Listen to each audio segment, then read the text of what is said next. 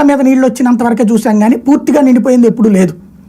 ఈ ట్రిప్ వచ్చింది. దానికి కారణం కట్టలు తెగటం వల్ల వచ్చినటువంటి సమస్య. ఇప్పుడు కావాల్సింది ఏంటంటే దీంట్లో పొలిటికలైజ్ చేసుకుంటూ సాగేటటువంటిది కాకుండా ఆ కట్టలు పటిష్టపరచాలి.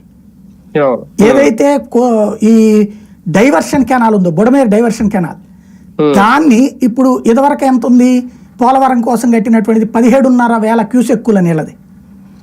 దాన్ని ఇప్పుడు ఏదో 30,000 క్యూసెక్కులకి పెంచుతామంటున్నారు. 30 కాదు 50 చేయండి దాన్ని.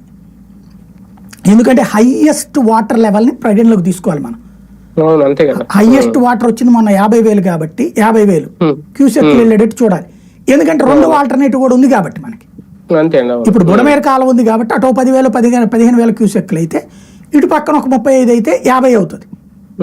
అదే ఇది 50,000కి తీసుకెళ్తే ఇప్పుడు మొన్న అంతకుముందు వచ్చిన 70-80,000 క్యూసెక్కులు ఉంది కదా, అట్లాంటి ప్రాబ్లం కూడా ఉండదు.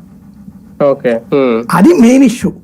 అది కాకుండా ఈ ఆక్రమణలు అనేటటువంటి పదానికి ఆ కాలగట్ల మీద కొట్టారనుకోండి, లేబర్ అయ్యేళ్ళు మాది అంటారు.